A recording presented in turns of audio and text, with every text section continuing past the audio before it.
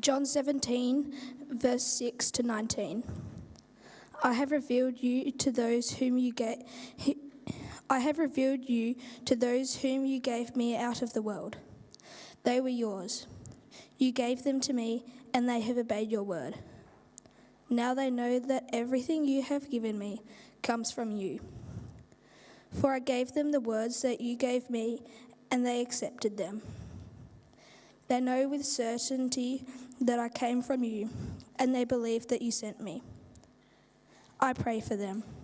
I am not praying for the world, but for those you have given me, for they are yours. All I have is yours, and all you have is mine, and glory has come to me through them. I will remain in the world no longer, but they are still in the world, and I am coming to you. Holy Father, protect them by the power of your name, the name you gave me, so that they may be one as we are one. While I was with them, I protected them and kept them safe by that name that you gave me.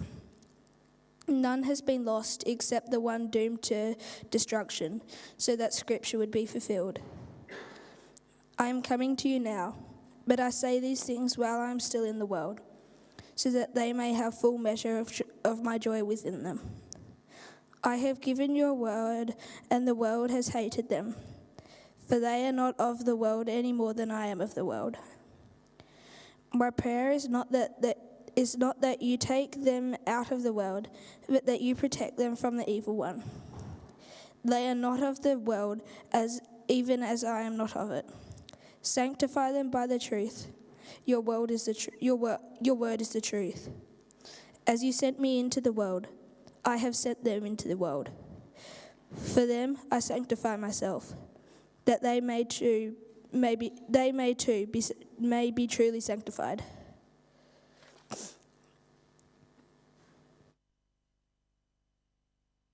Thanks, mate.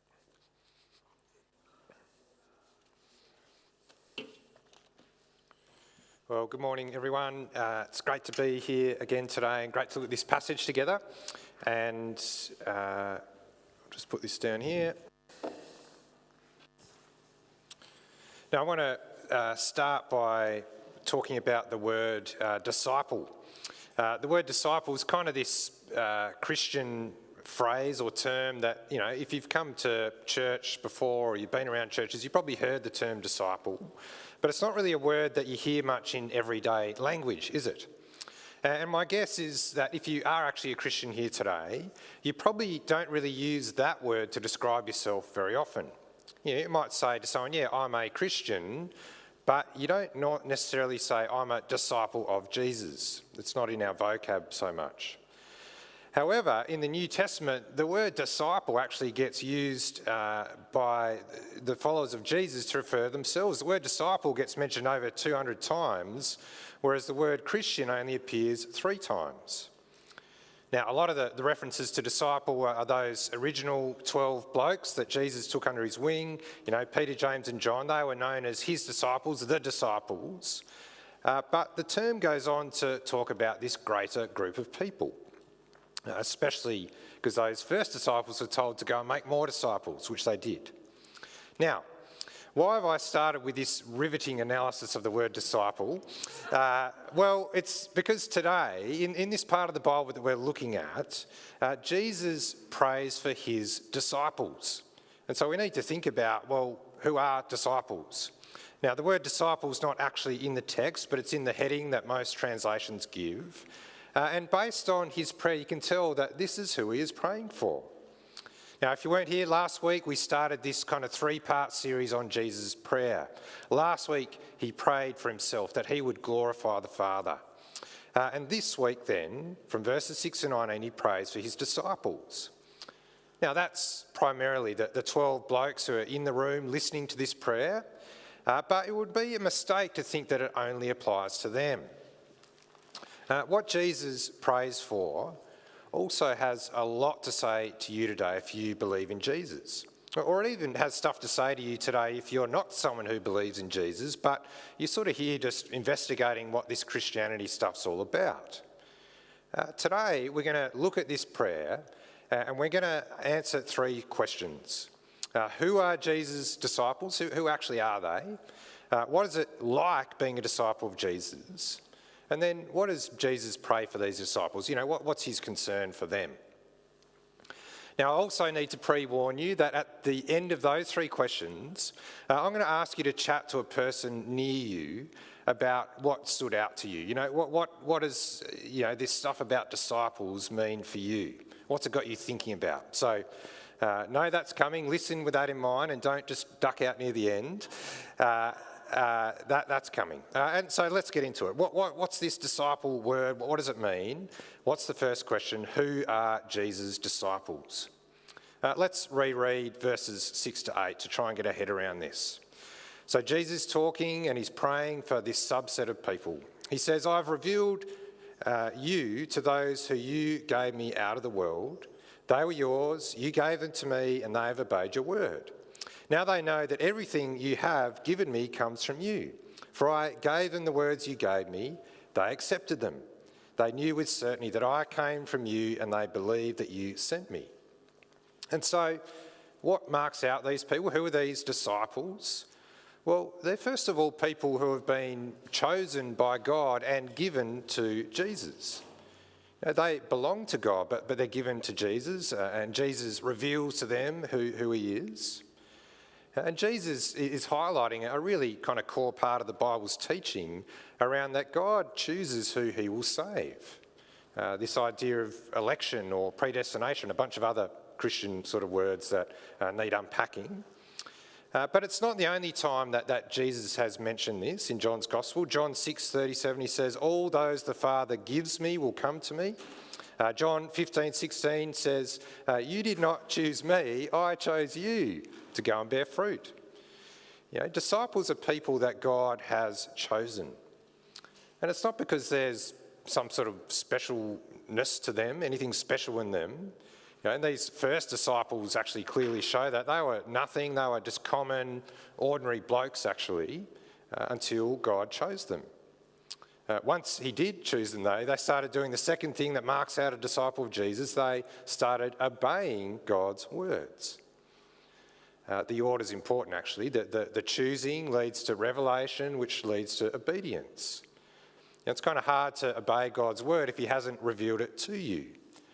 But true disciples are people who, as verse 7 says, they actually know that Jesus brought not just random words, but God's words into the world. True disciples know that Jesus' words are God's words. Verse 8, they accept these words as being the truth and being from God. There's this certainty from the disciples that Jesus is from God. Jesus can actually be trusted. His message can be trusted. Now, when our girls were little, we had a family password that they knew and that we knew. And it was to kind of safeguard against them being kidnapped or abused or something. It was this 3-word phrase, and I'm not going to tell you the phrase. We might still need it one day, who knows. But it meant that if anyone sort of came up to them and said, oh, yeah, Mum and Dad said, I'm going to pick you up from the bus today, they would say, well, wait a minute, what's the password? And if the person knew the password, well, they knew that, well, that message actually was from us.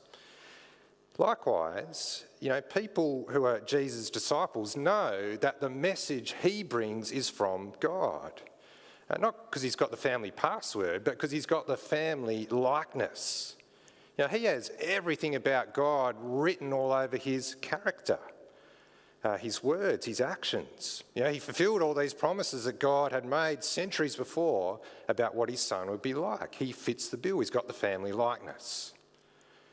And so these disciples, they're people chosen by God, people who obey God, people who trust and accept Jesus' words as being from the Father. They trust that, he's come from the Father, he reveals God. But then lastly, Jesus' disciples are also people that bring him glory. Now look at verse 10. He's referring to this group of people and says, and glory has come to me through them. You see, disciples are actually people that reveal Jesus' magnificence. And they do that by actually being this kind of tangible completion of Jesus' work. Jesus' mission was to bring people back to being in relationship with the Father.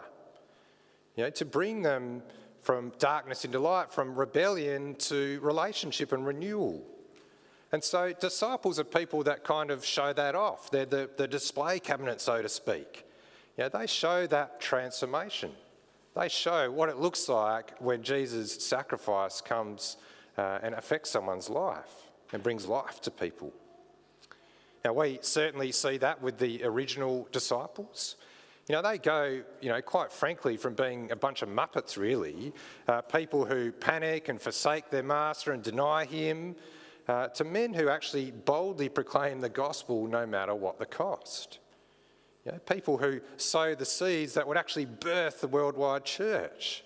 They are not at all the people you'd pick to begin with. But once Jesus dies, once Jesus rises again, once the Holy Spirit comes to dwell in them, whoa, you can't stop them.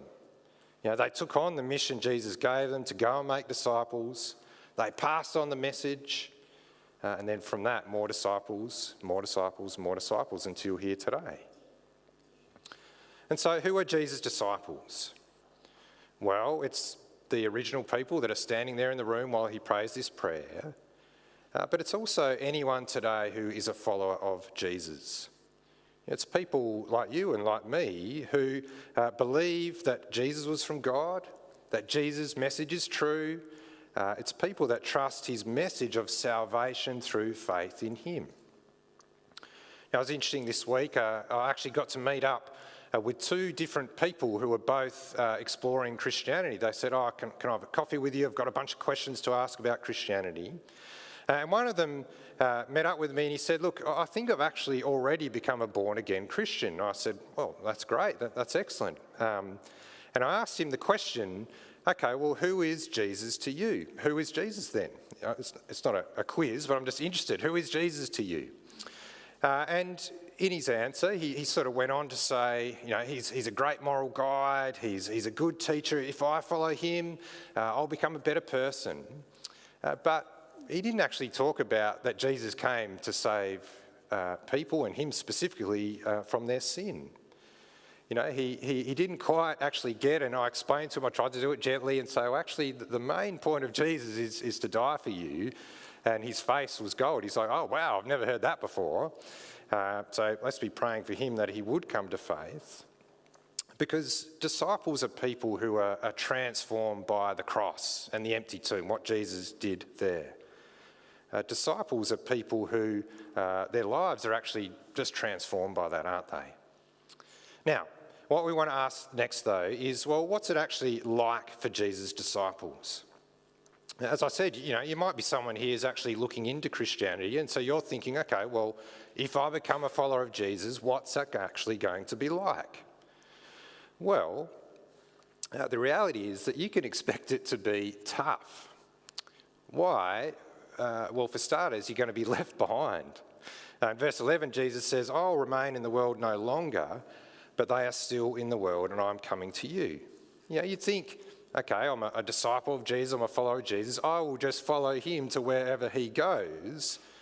But Jesus says, no, I'm actually leaving, and you're going to be left behind in this world. There's actually a crisis point that's coming for his original disciples here. I don't know if you've ever accidentally been left behind somewhere. Maybe as a kid, your parents racked off and left you and forgot about you, Macaulay Culkin, Home Alone style. That never happened to our kids. Actually, maybe it did once or twice, and probably that's why they needed the family password. But, it's not the nicest feeling, is it, to be left behind somewhere? But that's what Jesus does to his disciples. He leaves them behind. Except it's not an accident, is it? He leaves them behind for a purpose. Verse 18 says, as you sent me into the world, I have sent them into the world. Just like Jesus came to earth to fulfill a mission, his disciples are sent into the world, not to replace Jesus, but to point people to him. And actually, he's not going to leave them completely alone. Instead, he'll come, he'll dwell with them by his Spirit, he'll equip them, he'll empower them. But there's still this sense, isn't there, that not having Jesus here now makes it tough for us. It's hard for our faith at times. You know, people might question us with, so you're a follower of Jesus, well, where is this guy right now? Have you actually personally seen him, they might say. And that actually goes with what else it'll be like for Jesus' disciples, because to be a disciple of Jesus means you'll also be under pressure. Verse 14 says, I've given them your word, and the world has hated them, for they are not of the world any more than I am of the world. My prayer is not that you take them out of the world, but that you protect them from the evil one. You see, to be a disciple means you're going to be under pressure from two different foes, if you like. One foe will be the world, which means the world's ways, the ideals, the values, the parts of the world that have rejected God as Lord. There's going to be hate, there's going to be antagonism from those that don't believe in Jesus towards those that do. And then the other foe mentioned there in verse 15 is the evil one or Satan. He's been defeated by Jesus, but he's still prowling around trying to attack us. And both those foes together, they're pretty daunting enemies, aren't they? Along with these adversaries, the disciples also have another overall reality to contend with. Verse 16 says, they are not of the world, even as I am not of it. You see, when you become a disciple of Jesus, suddenly you are in two places at once. Remember we actually talked about that, didn't we, in a series earlier this year. We said we've got a foot in two worlds. You're in the world, but you're not of the world. And so a disciple of Jesus has got to be great at balancing. You've got to be present physically. You're kind of inserted culturally into this world, but yet you're spiritually different. Your heart, your soul belong elsewhere. There's this kind of tension, this difficulty that comes about that. Now, at this point, you might be thinking, look, Keith, you're not really doing the greatest sales pitch here, mate. If this is what it's like to become a disciple of Jesus, why would anyone sign up? Come to Jesus, the world will hate you. Come to Jesus, Satan will harass you. You'll feel like you're in two places at once. And Jesus, guess what? He'll leave you behind. Sure thing, sign me up. Well, on one level, we need to remember, don't we? This is not the sum total of what it's like to be a disciple of Jesus. To be a disciple means, you have life, you have hope, you have peace. You've got this deep-seated joy. You no longer have guilt or shame or fear. You have relationship with God, the Father. You've got community with other disciples. You've got God's Spirit living in you as well. But I think, Jesus actually focusing in on these harder things in John 17. There's actually a graciousness here, isn't there? There's a transparency. Hey, this is part of what it's going to be like. Nothing is hidden. You can expect it's going to be tough at times. And that's also where the final thing we can see from John 17 is just so important. Because it's going to be hard as a disciple at times, we need to remember that Jesus is praying for us. That's our third question. What does Jesus pray for his disciples? Look at verse 9. And Jesus says, I pray for them. I'm not praying for the world, the whole world, but I'm praying for those you have given me, for they are yours. You see, Jesus has this deep care, this deep compassion, deep desire for his disciples. He stands, he's praying in front of these original disciples. Like Nigel was saying, how good is it to have someone praying for you? And as he prays in front of them, that comforts them, that assures them, doesn't it? And we can actually have that same assurance as his modern day disciples, as people who belong to God, chosen by God. And whatever Jesus prays is not some sort of hopeful wish list that may or may not happen. Jesus says, John 16, the chapter before, whatever you ask for in my name, you will be given.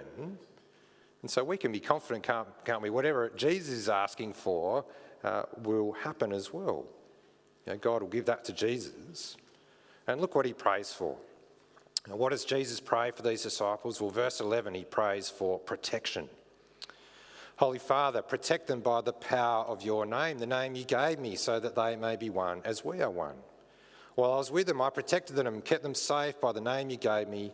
None has been lost except the one doomed to destruction, so that the scripture would be fulfilled.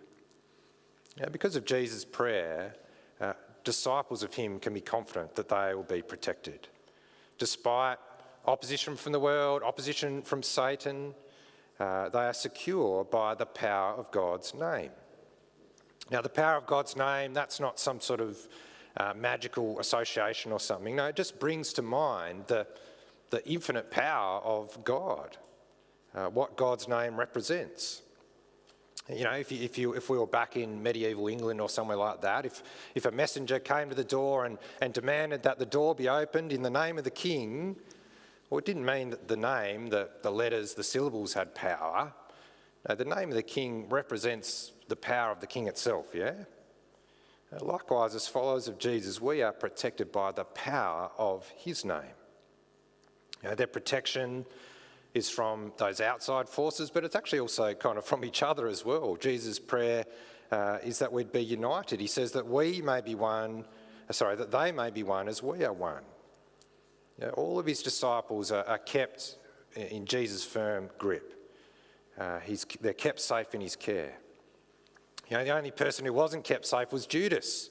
You know, Jesus refers to him here, the one doomed to destruction.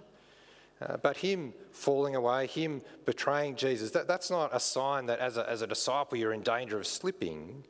It just showed that actually Judas wasn't a true disciple to begin with. True disciples are secure and protected. Yeah, and that's actually a beautiful promise, isn't it? Yeah, it's a beautiful promise in a world that is full of instability and insecurity. To go, well, if you're a disciple of Jesus, you are secure. You can be stable in that way. Now, not only that, the next thing he prays in verse 13 is that they'd have the full measure of joy within them. You know, to be a disciple doesn't mean you're just sort of begrudgingly obeying and trudging on, you know, just getting whacked at from either side or something. To be a disciple of Jesus means you actually have joy. You've got a deep contentment from being set free from sin. You're back in relationship with God the Father, your Creator. You actually get joy from living the life you were intended to live.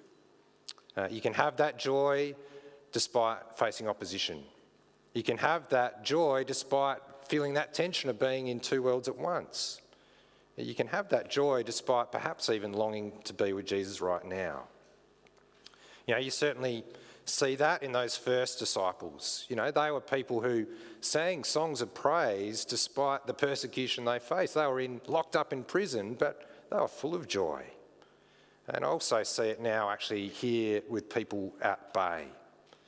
You know, I know there's people here who are facing all sorts of trials and struggles, but they are people that I can see just still have that deep joy within them. There's a joy that nothing can touch. Why? Because they're disciples of Jesus.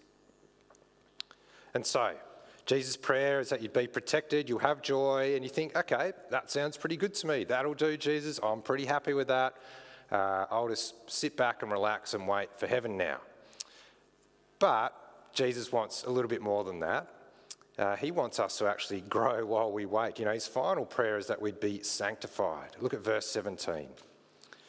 He says, sanctify them by the truth, your word is truth. As you sent me into the world, I've sent them into the world, for I sanctify myself that they too may be truly sanctified. Now, sanctify, that's another strange Christian word. It's like strange Christian word bingo today. But it's a word that has kind of two meanings. Yep. So it can mean to be kind of holy and set free from sin, to be pure, that's to be sanctified. And it can also mean to be set apart for something, you know, set apart for a certain task. And so when Jesus says, I sanctify myself, he doesn't mean I need to become holy, because he's already holy, he's perfectly holy.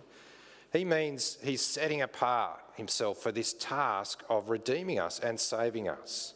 You know, the task of actually making us holy, making us sanctified. He does that by paying for our sin on the cross, but that thing is ongoing. We are continually, more and more over time, becoming more holy, more sanctified. And the interesting thing is as we fill that definition, we become more holy over time, we also become, the other definition, we become set apart for the work that Jesus calls us to do. You know, while we're slowly becoming more and more holy, more and more Christ-like, we're also doing that other definition of being set apart for his mission. Because I think it'd be quite an odd thing, wouldn't it be, if someone were to kind of boldly proclaim, I'm a disciple of Jesus, but then actually not be becoming more and more holy like him. That would be strange.